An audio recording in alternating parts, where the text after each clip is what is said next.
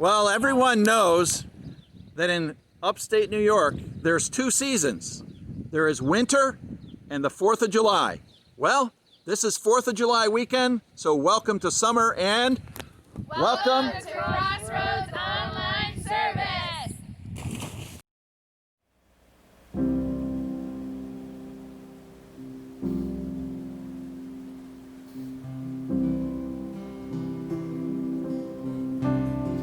I'm casting my cares aside. I'm leaving my past behind. I'm setting my heart and mind on you, Jesus.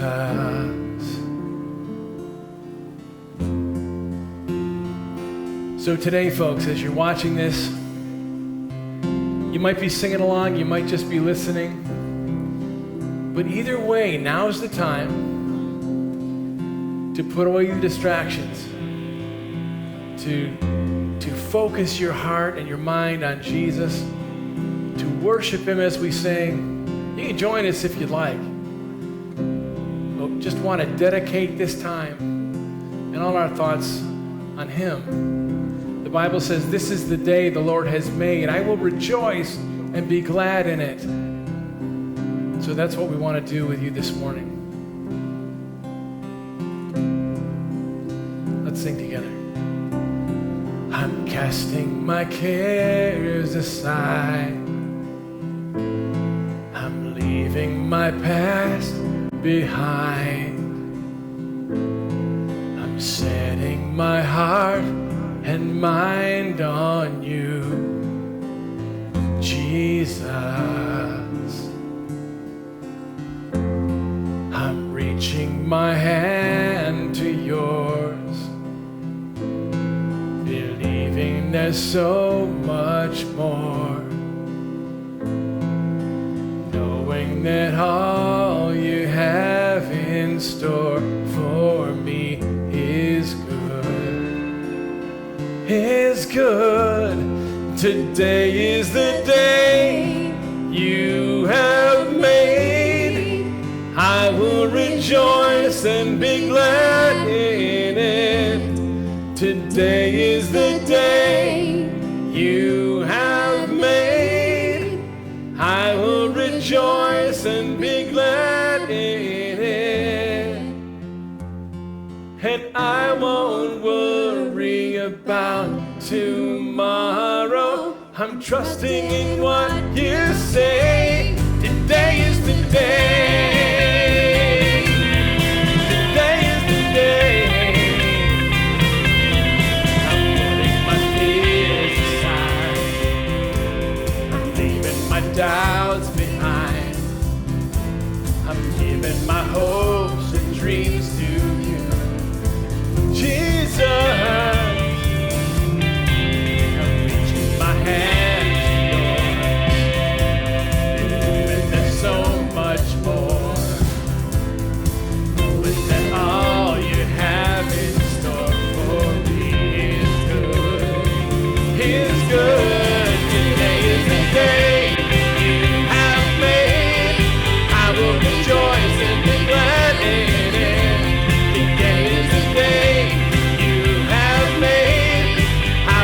Rejoice and be glad.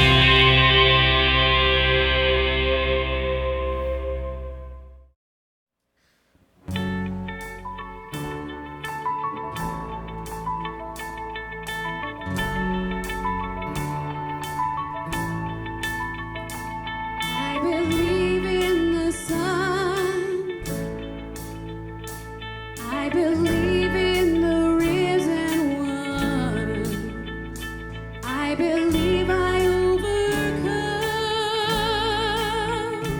by the power of His blood. Amen. Amen. I'm alive because He lives. Amen. Amen. Let my song join the one that never ends because He lives.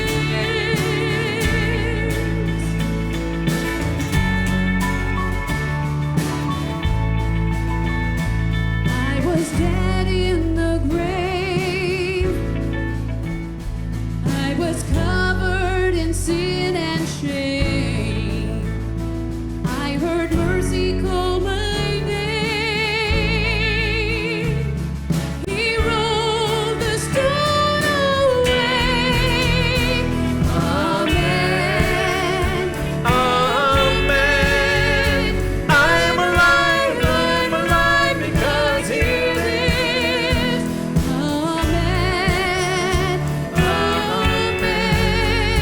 Let my song join the one that never ends because He lives. I can face tomorrow because He lives. Every fear is gone. I know He holds my life, my future in His hands. Amen. Amen. I'm alive because He lives. Amen. Amen. Let my song join the one that never ends. Amen. Amen. I'm alive because He lives. Amen. Amen. Let my soul join the one that never ends because He lives. Because He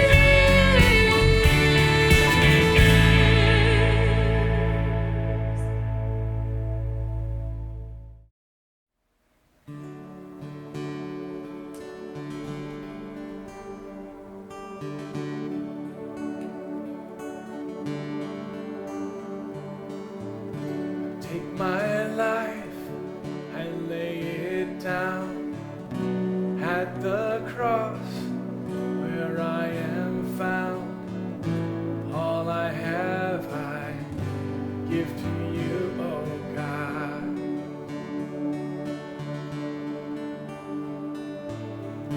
Take my hands and make them clean.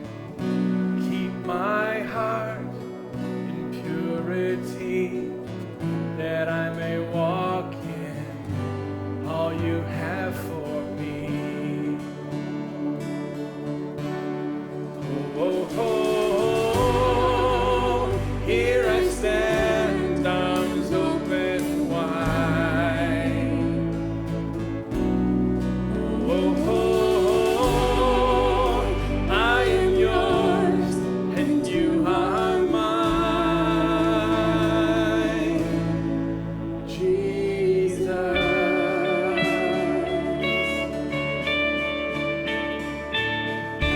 Take my moments and my days, let each breath that I take be ever only for you, oh God. Oh, oh, oh, here I stand, arms open wide. Oh, oh, oh, I am yours and you are mine.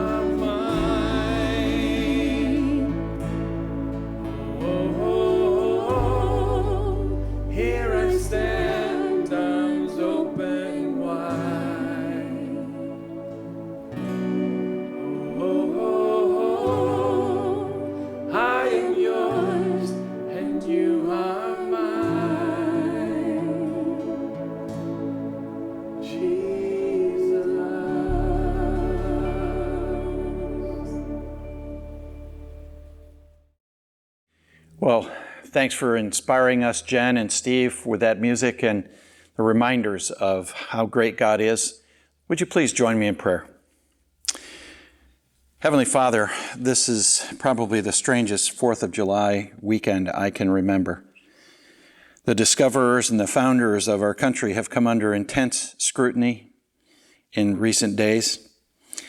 The reality is that they had tremendous strengths and some blind spots to the faults of their time. None of us could survive such scrutiny and stand as perfect. We are all broken before God. We don't excuse their faults or errors, but neither should we neglect honoring their wisdom and their courage and achievements. They, like us, stand in debt to your grace. As Isaiah said, all we like sheep have gone astray. We have turned every one to our own way. And the Lord, you, Father, have laid on him, Jesus, all of our iniquities. So we come with gratitude for your grace that alone can sustain us. We pray for those who are enduring treatment for serious illnesses in our congregation, asking for their healing and for the sustaining power that only you can give, and for the peace in their hearts. We seek your guidance for our first responders, our national, state, and local authorities, and we pray for spiritual awakening in our country, for racial unity under the grace that we can all find in Jesus. So, Father, bless us today as we think about your truth, and we seek to apply it to our own lives. We pray this in Jesus' name. Amen. Now we're going to have some announcements from a lively group. Hello, good morning, and thank you for tuning in today. I'm Lillian Keville. And I'm Tommy Keville. We're here to let you know about some important announcements. Let's head outside to the church parking lot where Evelyn has some info about the upcoming event. Thank you, Lily and Tommy. This Saturday night, there will be a parking lot praise hour right here at the church at 7 p.m. Be sure to arrive at 6:30 with a blanket for you and your family to sit on. Back to you, Lily and Tommy. Thanks, Evelyn. Hey, Tommy, would you like to share our next announcement? Sure. If you're new to Crossroads or you've been attending for a while and would like to learn more about what we believe and how you can get involved, we'd love to have you participate in Starting Point. It begins July 13th. Please contact Miss Lindy with any questions or for more information. On to Gideon with our next announcement. Interested in getting baptized or want to know what it's all about? Contact the church for more information, and don't forget to bring a towel. Thanks, Gideon. There will be a new sermon series starting next week called Lessons from a Pandemic. Gee, I wonder what that could be about. We would like to thank you all for your continued generous giving to Crossroads. We have 2 ways you can give. You can mail a check to the church, Or donate online at crossroadscny.org/giving. That's all the announcements we have for today. Now sit back and enjoy today's guest preacher, our dad, Mike Keville. Well, thank you for the opportunity to bring a message to you this morning, and thank you for joining us. And thank you to my dad for the opportunity to give this message, and thank you to my mom for purchasing me this shirt a few years ago when she was at a museum. Wearing it just for you today.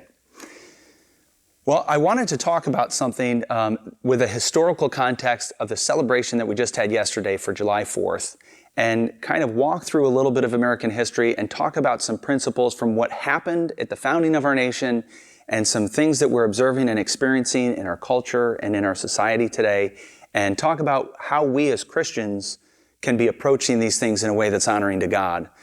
I do want to give a disclaimer before I go into any slides, though, and that is I was a teacher of U.S. history in a high school for more than a decade, and I have been out of the classroom for more than 2 years. So if this gets a little bit long, feel free to hit pause, go enjoy a brunch, go for a walk, ride a bike. Maybe you come back to it and finish it. Maybe you don't. It'd be great if you did, but certainly if it gets a little too long, the benefit of these online services is you can pause it and do some other things if you need to. With that said, we're going to be talking about conflict and compromise today. That was a big part of what happened at the founding of the nation. There was a lot of conflict going on. We were born as a nation. We were born out of conflict. And they had a lot of conflicts that they had to try to manage as founding fathers trying to develop this great nation that we enjoy today. And I want to look at how they handled some of those things and talk about some of the principles that we might be able to dig out of that. First of all, conflict, I think we usually think of conflict as being a bad thing. Most of us try to avoid conflict. Of course, there's a few people who like to sow seeds and stir up conflict, but notice most of those that you know that are like that don't like to be a part of the conflict. They like to start it and watch it affect other people. Conflict is generally an uncomfortable thing, but I do think that good can come out of conflict. A lot of times, the outcome of conflict, if it's managed well, can be a benefit to everybody involved. Of course, it also has the possibility of being horribly tragic as well. And we've all seen that and experienced that in different ways. Compromise, a lot of times we just kind of think of compromise as being good. You know, we're told, you know, if you have differences with people, work it out, come to a compromise. We don't often think of compromise as being a bad thing unless we're talking about, you know, compromising your principles for something that's wrong or evil. But usually when we think of agreements in compromise, we almost always have sort of a positive feel about it. But I think we're going to see that there are some circumstances where compromise can actually lead to bad outcomes. And it depends a little bit on what the conflict is over that's being compromised. So we'll look at some of those things as well. I want to take us all the way back to 1775. Now, if you're someone who enjoys history, then you know that yesterday, July 4th, is a celebration of July 4th, 1776. But we're going all the way back to 1775. Because one of the things that I found over the years is that one of the unfortunate things that we do, at least in New York, is we plan on children in 11th grade learning about American history and caring about it or remembering it. And for most of us who live in this area, most of what we know about American history, we either learn through a movie or we learn from sitting in a class when we were 16 or 17 years old. And this part of the class happens at the beginning of the year, when we're much more concerned about dating and sports and jobs and getting a car and getting our license and all of those much more important things, even thinking about our future. It's really hard to appreciate looking back in the past 200 years and thinking that it matters at all. So for those of you who may not remember, I think this is an important thing to notice, that the Declaration of Independence is going to be done in 1776, but a year before, more than a year before, in the spring of 1775, the British are completely occupying the city of Boston, and they've actually formed their army and marched on Lexington and Concord to take away the munitions and the weapons of the Minutemen and militia volunteers who have been protecting those communities against the French and against the Native Americans around them. And now they're worried that they might take up arms against the British themselves. So the first battle, the first real battle of the Revolutionary War is going to come long before we ever formally declare independence. Flash forward a couple months later to the famous Battle of Bunker Hill, which also took place more than a year before the signing of the Declaration of Independence. So how can this be? Well, in 1774, delegates from all 13 colonies met to form a Continental Congress, and they discussed whether or not they should move for independence. They discussed whether or not they should form an army. And in 1774, they decided to appeal to the King of England for mercy, for peace, to stop the direction they had been going, which the colonists felt had been very tyrannical. And the king basically said, no, you guys are my subjects. You need to do what I'm telling you to, or there's going to be problems. So a year later, in 1775, you have this kind of conflict going on. And another meeting convenes called the Second Continental Congress. And they debate throughout that fall. They never come to any real decisions about independence. What they decide is they need things back home in the individual colonies to be done a little differently so they'd have a little more strength in their meetings the following year. So then in 1776, they meet.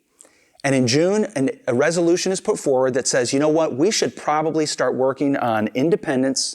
We should probably start working on treaties with other countries, trade treaties and alliances in case we have to fight England for our independence. And we should start working on some sort of combined government, some sort of agreement among these colonies. So that task of just that resolution was put forward in June. It was adopted, and they said, okay, now we need like a formal, document, resolution, something that we can vote on. So Thomas Jefferson, you young guy over there, go draw something up that we can vote on. So Thomas Jefferson, a couple others, go in a room, and they spend a few days working on this document that's going to say to the world, hey, we are a separate nation from England. We are no longer their subjects. We're no longer their citizens. And he finishes the document, and then the wiser, older statesman, Ben Franklin, comes in, and John Adams is there as well. He wasn't necessarily one of the ones tasked with writing it, but he's there as Franklin edits it. And Franklin goes over it and changes the document a little bit, and the finished document is what we call the Declaration of Independence, which we celebrated yesterday. And perhaps the most important, most aspiring, most difficult to live up to words in the Declaration of Independence are the ones we know the best. We hold these truths to be self-evident, that all men are created equal and endowed by their Creator with certain unalienable rights, and that among these are life, liberty, and the pursuit of happiness. He goes on to say that to secure these rights, governments are instituted among men, deriving their just powers from the consent of the governed. And, certainly challenging language here, but Jefferson expresses what he truly believed. And for those who know Jefferson's history, and if you pay attention to what's happening right now with some of the strong criticisms of Jefferson, he knew that the institution of slavery was wrong. He had this idea back then that all men were created equal. This was not an oversight on his part. He knew very well that this statement, that all men are created equal, he intended it to be ascribed to all men and women, not just to free men. In fact, years later, when states start adopting their own constitutions, they borrow language from Jefferson, but many of the states that had slavery inserted the phrase that all free men are created equal. He knew this was a controversial thing to say, and he said it anyways because he also knew that many of the founding fathers agreed with this principle and agreed with the idea that all men are created equal. And yet, if you know Jefferson, you know that he owned a slave plantation. You know that over the course of his life, many, many slaves served as his property on his plantation, and his wealth benefited from that. So, we fight the Revolutionary War from 1775, if you count those two battles, but formally from 1776. The war is over in 1783 with the Treaty of Paris of 1783, and America is a new nation. It's the youngest nation in the world, and I can't help but think that those founding fathers a little bit might have felt like the dog that catches the car. The dog chases the car, I gotta catch the car. Finally sinks his teeth into the bumper, and then it's like, oh boy, what have I signed up for? What happens now? Because they had a lot of challenges. As a new nation, they had a war debt from fighting the war against the British. They had to develop new trade partnerships, and in the earliest stages of this country, every state was at liberty to negotiate their own trade agreements with European powers, and that created a lot of problems. And you have a lot of differences between the states. Today, many of us are very proud to be American, and many of us identify with an almost monolithic American culture. But in the 1780s, many people in Georgia felt that they were Georgian. People in New York felt like they were part of the state of New York. There was much less travel, there was much less communication, there was much less media, and there was much more of a sense of identity with their state. So those differences were much more significant and felt much more strongly. So I love maps because I was a history teacher. And this map really kind of shows some of the differences. As I go through this is only showing the regional differences, but I'm going to talk about what those regions meant just for a minute because I want you to understand the challenges and the differences that were being faced as these guys met to try to come up with what to do as a nation, as a new nation. In New England, you had mostly British people who had come to New England for the purpose of religious freedom. They didn't have good relationships back in England. They left because they didn't get along with the powers and authorities in England, and they wanted to do their religion, to do worship the way that they believed they were supposed to, and be with other people who were like-minded, worshiping with them. That's kind of the foundation of what those New England states will become. The middle colonies, which become the middle states of New York, Pennsylvania, New Jersey, and Delaware, had an incredibly diverse population. They had people from Scotland, they had people from France, they had people from Spain, they had people from England, they had people from Amsterdam, from Netherlands, they had people from Sweden. The early formation of this part of the country just automatically had a lot of different folks, and they had folks from England as well, some of whom were there for religious freedom. So they had a little similarity in that regard to New England. You get down into the southern colonies, and both the upper South and the lower South is going to be predominantly two people groups. It's predominantly going to be people who are British, who still have a good connection with England, who didn't come to the New World because of religious freedom, but came to the New World for the chance for significant financial improvement, either investments of wealth they already had to grow it further, or people who had very little wealth back in England and saw an opportunity to really establish themselves and become wealthy in the New World. And then the other big part of the population was African slaves who had been brought here against their will in horrible conditions to serve as property to these British folks and descendants who would be purchasing them as part of the slave trade and then establishing large, profitable plantations all across the upper and lower South. So you have different populations. Religiously, these folks down in the South are going to be still very connected to what's happening in the Church of England. Again, they didn't come here for religious freedom, even though they were religious folks. There was another big difference between these areas, though, and that's a difference in economy. So in New England, you have mostly farming that's done for subsistence, and it goes hand in hand with this idea of coming to America so that you can practice religion. They weren't coming to be profitable, they were coming to worship God. So the farming they did was to provide for their families enough that they could put food on the table and support their life and support their growing families.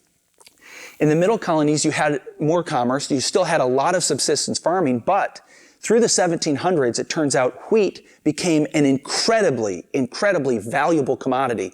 It probably, the value of wheat grew faster than any other crop, any other staple, anything else on the planet. And this was becoming the bread, later America would become, but this became in a sense a little bread basket for much of the European sphere. So there was a lot of trade and a lot of commerce in the middle colonies. In the southern colonies, you had predominantly tobacco in the upper South, and in the lower South, see, some of you are thinking cotton, but not yet.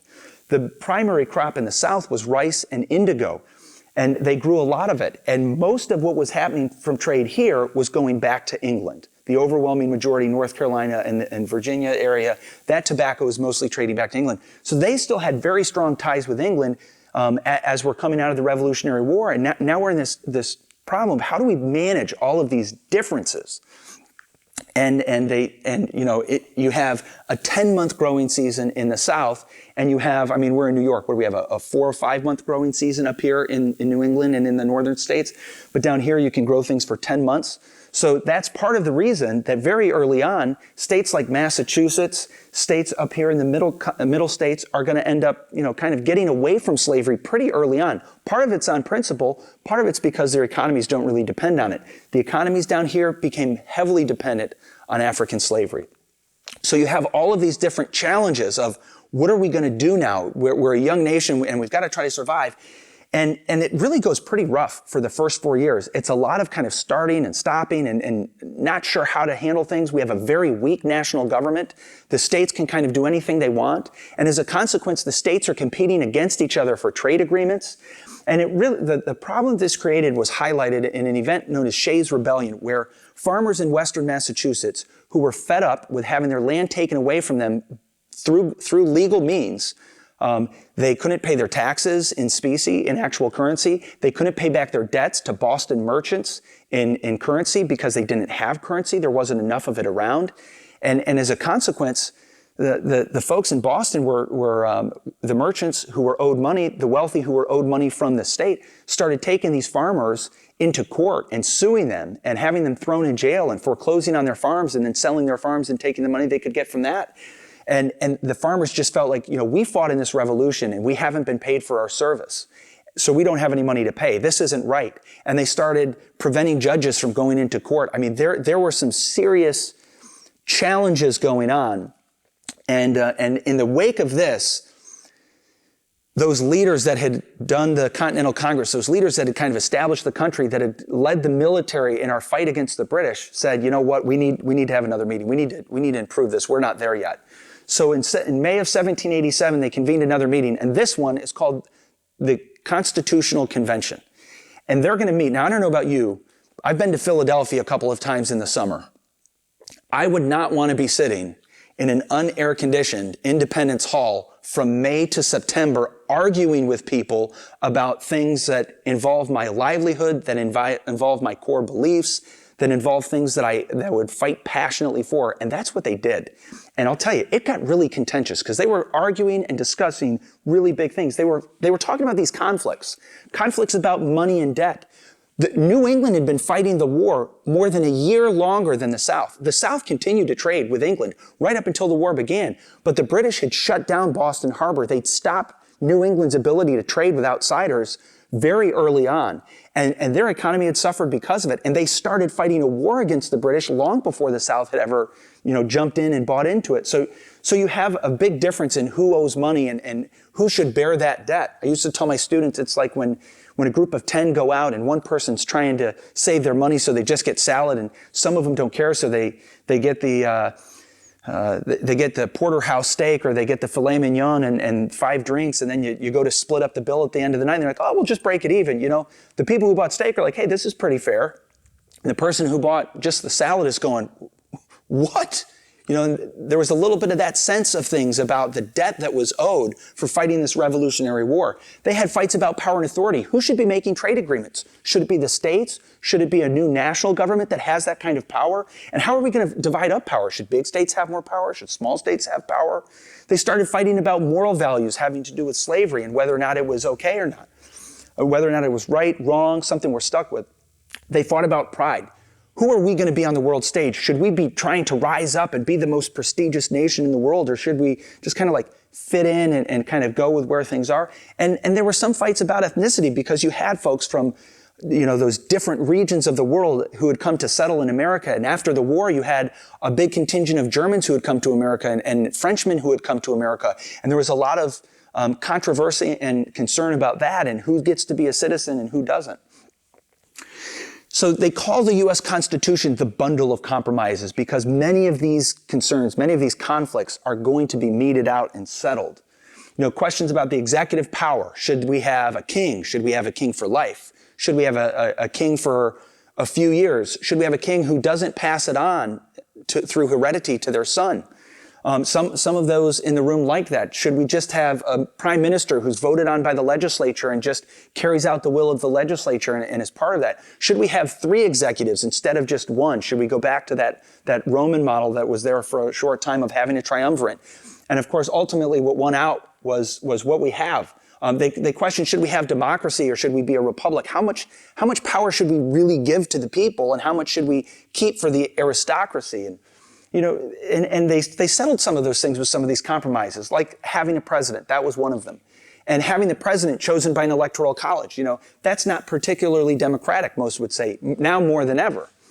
The Supreme Court is appointed by the president and approved by the Senate. Now, you may think, oh, judges are never elected, but if you pay attention, we got judges elected all over the place around here. We've got village judges who are elected, town judges that are elected, county judges are elected. Even the Supreme Court judges who hear civil cases in New York State are all elected by the people. We just had an election for that this past November. So it's not out of the ordinary or unreasonable for judges to be elected. But the founders who wrote the Constitution decided that they wanted the Supreme Court appointed by the president and then approved by the Senate. But you may be thinking, well, the Senate's voted on by the people, but not initially. Originally, the Senate was chosen by state legislatures. So 3 of the 4 parts of government, you're saying to yourself, there's 3 branches of government. You're right, there's 3 branches, but we took the Congress, the legislative branch, and split it into 2 parts. And they did that because they didn't want that whole branch to be controlled by the will of the people. They really limited the democratic influence on the national government tremendously. And that's where the balance that they struck between republic and democracy was that way. So we have a House of Representatives that's chosen by the people. But that House of Representatives and that Senate, they were saying, how are we going to do this? And the states with large populations felt like the amount of power, the amount of votes, the amount of authority that a state has in the legislature should be based on the number of people in their state. Those from small states like Connecticut and Rhode Island and Delaware said, whoa, that's not fair. Then you guys will do whatever you want and we just get roped into it. You guys could put all the taxes on us. So they said, this isn't fair either. We think it should be based on every state should have the same voice. And they were almost ready to disband the whole convention, say, forget it, we'll leave it the way it is and hope for the best. Walk out the door and leave Philadelphia over this issue. They really couldn't come to an agreement. Eventually, they adopted something called the Connecticut Compromise, where they said that the Senate would have equal representation and the House of Representatives would have proportional representation based on population. I'm talking about all this so we understand that there's compromise going on here that's beneficial compromise, that's moving things forward, that's kind of establishing a safe foundation. The slavery issue was a little bit different. And here's what I'll say on the slavery issue. There were a lot of different opinions about it in 1787. But probably the majority opinion, even of those in the room writing the Constitution, was that slavery was not a good thing, that slavery was a bad thing. Most of them blamed it on England. Most of them believed it was evil and it must end. Some of them, particularly those from the states that had an economy that was dependent on slavery, said this is an evil, but we can't afford to function without this evil. And a few, not the majority in the room, not even the majority from those states, felt like, no, this is okay. There's nothing wrong with what's going on here with slavery. We'll just keep it going. In 1787, most of them thought that there was something wrong with it. And Jefferson articulated it probably better and more frequently than anybody else. But even in the 1780s, they knew that this was going to be an issue. But they didn't deal with it. They made a very calculated choice to take something that most of them believed was wrong and say, this is too hard for us to fix. This is going to be too costly for us to fix, too expensive. We need to buy time on this one. We need to kick the can down the road and they'll figure out a way to fix this later. So they ended up coming up with, they reached sort of their first fork in the road on the race issue in America, and they decide, we could bite the bullet here and really do the hard thing and really do the costly thing and find a way to do emancipation and abolish slavery now, or we could stay on the course that we're on and try to move towards not having slavery anymore. And they chose this path. Now, this path was definitely the easier path. This path was definitely the harder, more narrow path. And they made their choice. And in that choice, one of the things they said was that there would be no national laws about slave trade until at least 1808. That was their way of saying, hey, we're going to kind of buy time. We're going to give ourselves a 20-year window to wind our economy, to wean ourselves off of slavery and start to emancipate. Like maybe when this farmer dies, he'll free his slaves and those slaves will then get expatriated back to Africa. And many of the founding fathers wrote about this idea of, as the generation passes hands, we'll end slavery, we'll send the slaves back to Africa, and everybody will be happy, and it will be just fine, and we'll be back to not doing something that's so heinously evil. That was the path they chose. Slavery is going to be allowed to continue. There will be no laws regarding slavery till 1808. And they did actually put into the Constitution that somebody who's in servitude, if they run away and they're captured, they still owe that servitude. They are still going to be brought back. That's right there in the Constitution, although they didn't use the term slave in the Constitution. One of the principles I see here is that compromise to avoid conflict leads to catastrophe. If there's a conflict going on, and the only reason that we're compromising is because we don't want to deal with the conflict itself, we're just trying to kick it down the road and ignore the conflict, that usually doesn't end up well. And I don't think it's just an issue with race and government and the founding of America. I think this happens in our own lives. I think this happens in those of us who are married. It happens in our marriages. It happens in families, sometimes parent-child relationships, sibling relationships.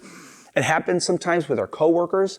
But I think it's a pretty universal truth that if we're trying to compromise on something just so we don't have to deal with the real conflict, it can really lead to some bad outcomes down the road. In this case, it led in 1808 to a law. They kept sort of their intention was fulfilled. And in 1808, they did. The Congress did pass an act in 1807 that took effect January 1st, the first day that they could possibly prohibit the African slave trade. America did. Unfortunately, that was actually a terrible thing because that ended up resulting in a huge increase in the domestic slave trade. It resulted in a new kind of economy in America that had been kind of like starting, but really hadn't taken over full bore, but it did. And that was using slaves to breed, using slaves in a way that they were just completely dehumanized and treated like animals and treated like property.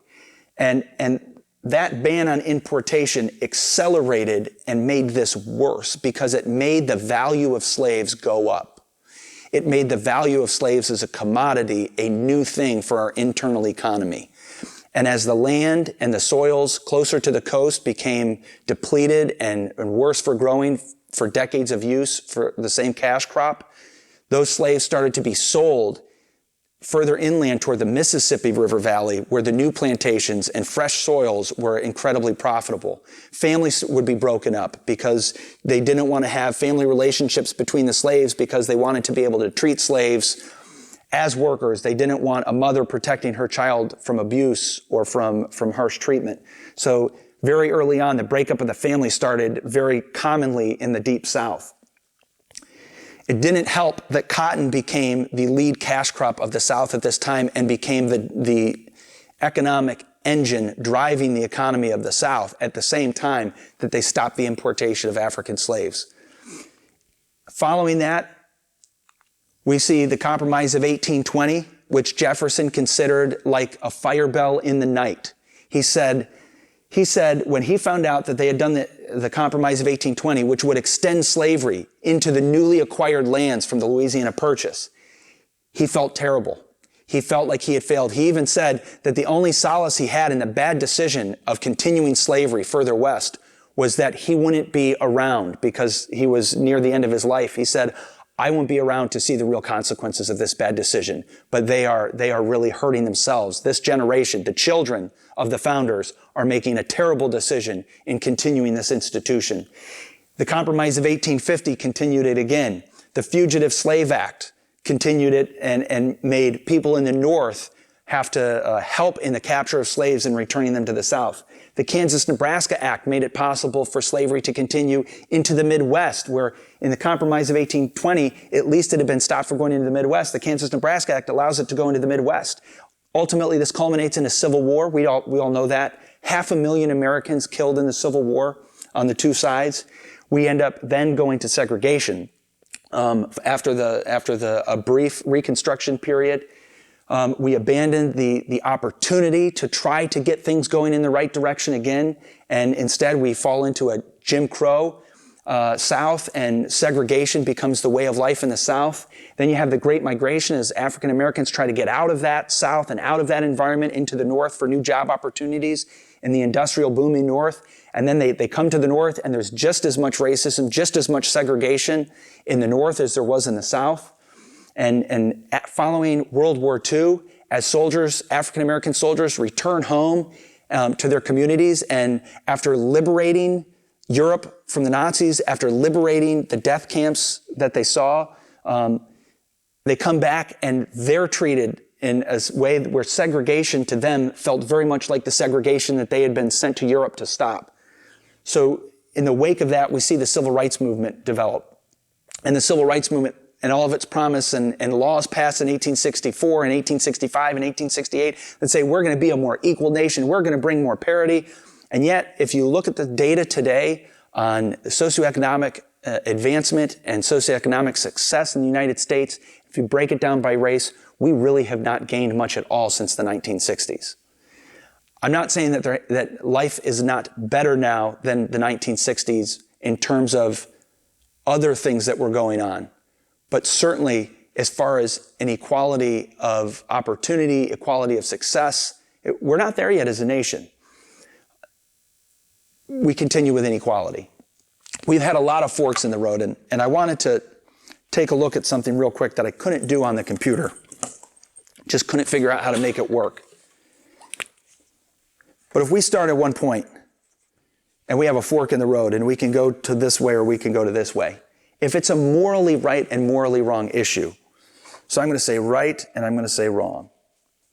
If we choose the wrong direction, we may be faced with another opportunity where we could make the right choice or make the wrong choice.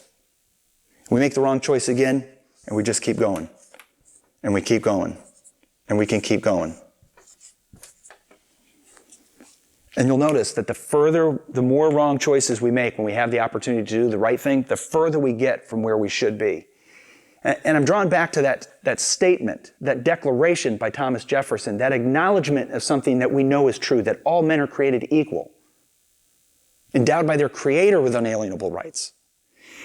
And that was the hope that he had for the nation.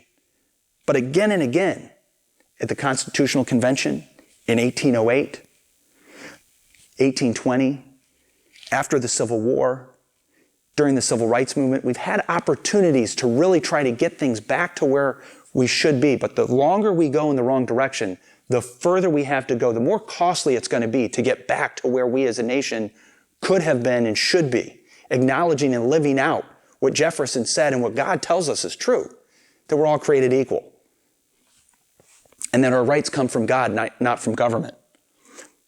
But I did want to point out that this is also true in our personal lives, isn't it? That we have things in our own personal life where we're faced with a decision. And sometimes it's a moral decision about right and wrong. And sometimes we make the wrong choice. And sometimes that wrong choice leads to another fork in the road where we could choose to kind of turn things back where they should be or continue in the wrong direction. And some of us just seem to continue to make that choice in the wrong direction. But one of the most hopeful things about Christianity and about God's love for us is that His forgiveness has the ability to take us, when we decide to make the right choice, from as far away as we are, back to where we should be as a child of God. And God can do things like that for our nation too, but I think we've gone quite far and it's going to be quite costly to get things to where they should be. But they went through many forks in the road and got further and further and further from where we could have been and where we should be as a nation. So what's the big takeaway? If you know something is wrong, deal with it now. Don't kick it down the road. Whether it's something between you and your spouse, whether it's something for you personally, something that's a part of your life that you know shouldn't be a part of your life. If it's something between you and your spouse, or something between you and your parents, or you and your kids, if it's something between you and a sibling, if there's something going on in your life that you know is wrong, deal with it now and don't wait. If you're part of an organization that's doing something that you know is wrong, deal with it, face it, address it, because the longer you wait, it's only going to snowball, it's only going to lead to bigger and more problems and be more costly in the end. So if you know something's wrong, deal with it now. Don't seek compromise on issues that are morally right and wrong.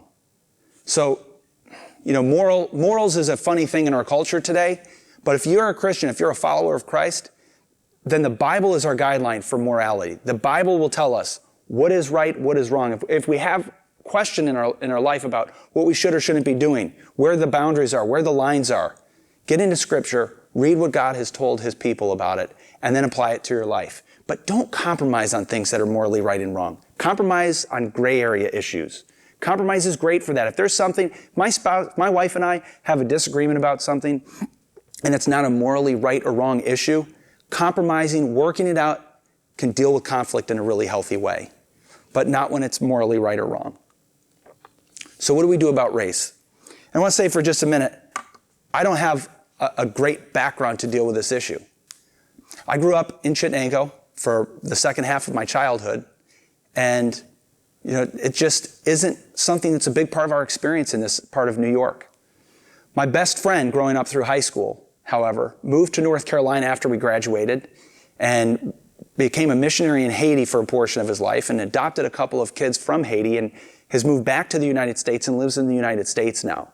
And he and I have started a dialogue over the last 6 months about some of these issues, and it's become a more intense dialogue. I want to say, I don't agree with a lot of the things that he says and thinks. We disagree on a lot of things, but I know a few really important things. I know that he loves God. I know that at the core, he and I share the same core values. I know he's really smart. He's probably one of the most brilliant people that I've ever had an opportunity to be around. And I respect him, and I love him, and I know that he loves me and respects me. But something funny happened. The first time that I called him to broach some of these kinds of topics, at the end of the conversation, he said he was really nervous to go here with me, to talk about these things with me, because he was afraid that we would have different opinions, that my opinion would be so different than his, my conclusions would be so different, that it would affect our friendship, that he wouldn't be able to think of me the same way, that he would be so angry with me about my opinions. But we've had several hour-long conversations about this stuff, and the reason is because we respect each other. We have a foundation of friendship to build on to have conversations where the differences in our experiences allow us to come to different conclusions and have different assumptions about things. But I talked to him about, what do you think in your experience in the circles that you're in that are dealing with this issue? What are some things that we could think about where we are in Chenango? He said, listen to new voices. He said, pursue listening to the voices of black people in America, whether it's sportscasters, podcasters, authors. Let new voices speak into your life and hear what they're saying. And I would say, listen to people who are different than you, not just on race, but one of the saddest things, Mark Zuckerberg, rich though he is, has to have a little bit of sadness with what's been going on with Facebook. He developed Facebook so that people could connect, so that people who had grown distant would be able to have a closer relationship through technology. And look at how visceral the Facebook medium has become, how it's been weaponized to tear people apart, to put people down, to attack people online.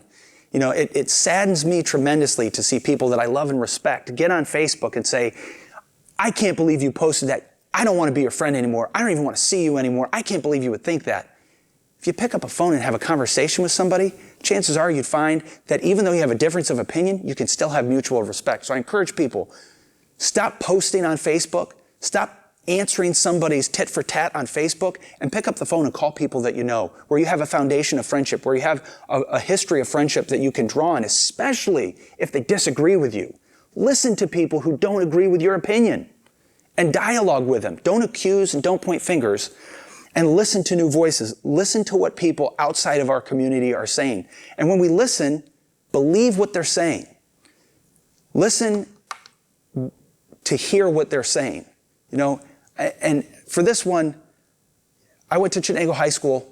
We only had a handful of African Americans in our entire school out of several hundred kids. And I taught at Chenango High School for over a decade.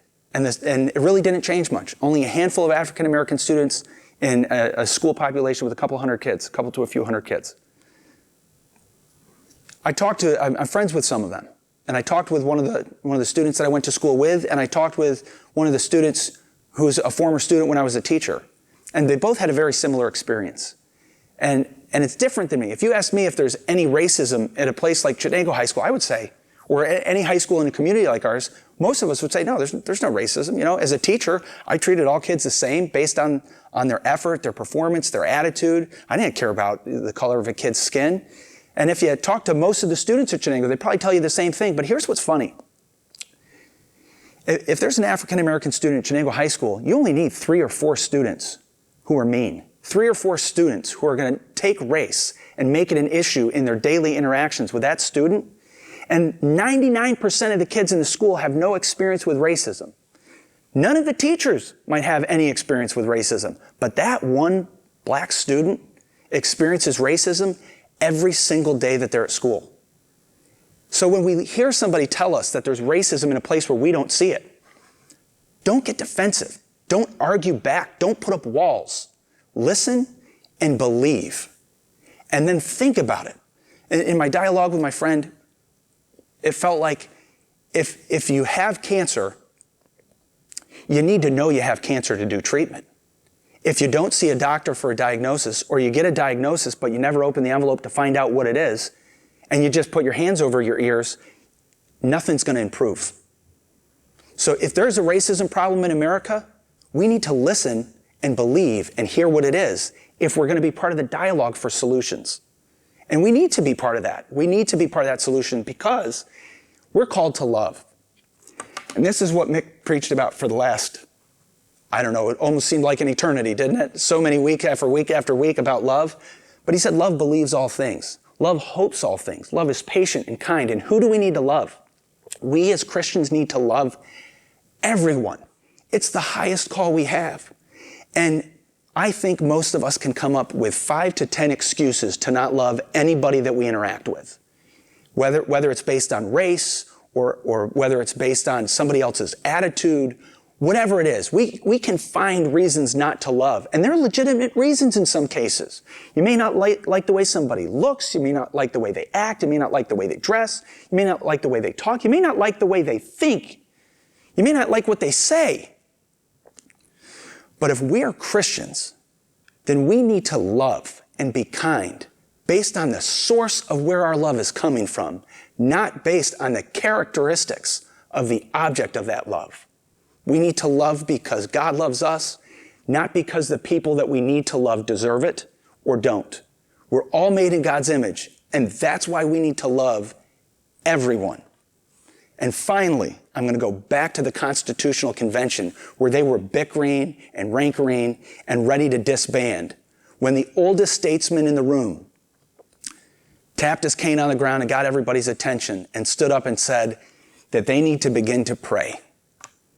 Ben Franklin, who had for most of his life been a deist, most of his life believed that God just kind of got the ball rolling and then kind of stepped away from it, said in the Constitutional Convention in 1787, "The longer I live, the more convincing proofs I see that God governs in the affairs of men." He went on to say, paraphrasing, that if they don't consult and seek his aid, they will be no more successful in building a nation than the builders who built the Tower of Babel. So with everything that's going on, all of the challenges that we're facing in the economy, the health crisis that we're facing, the crisis of freedoms that we're facing, the crisis of racism that we're facing in the United States, and everything around it, we need to listen and believe, we need to love, and we need to pray.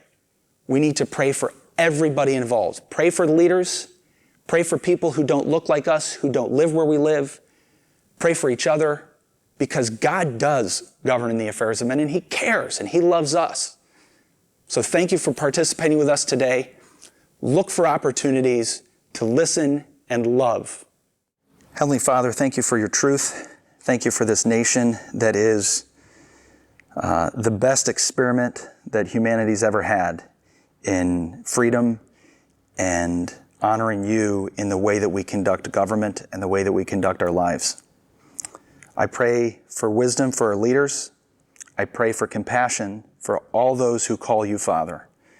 And I pray that you would give us guidance and opportunity to honor you in the way that we treat everyone, that we would be building a kingdom that would please you, that would draw people to faith in you and draw people to the wonderful salvation that you offer us in Christ. Please help us to see those opportunities and seize them. Let us be a people of hope. Let us be a people of love. In Jesus' name, amen.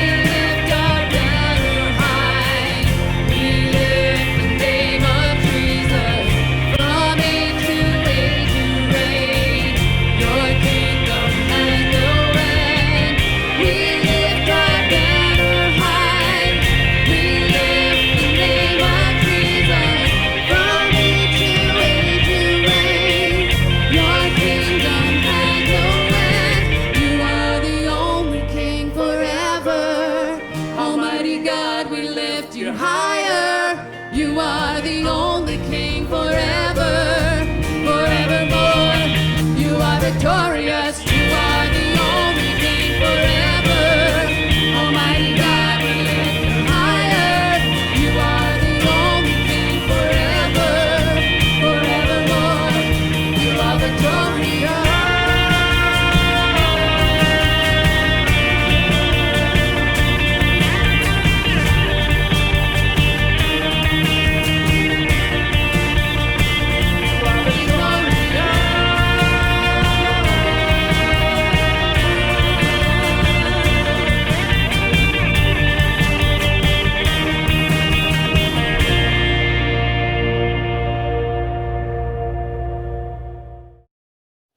Well, thank you for joining us today. Thank you, Mike, for that inspiring and educational message. I'm not going to say whether or not I took advantage of his offer to pause in the middle of that.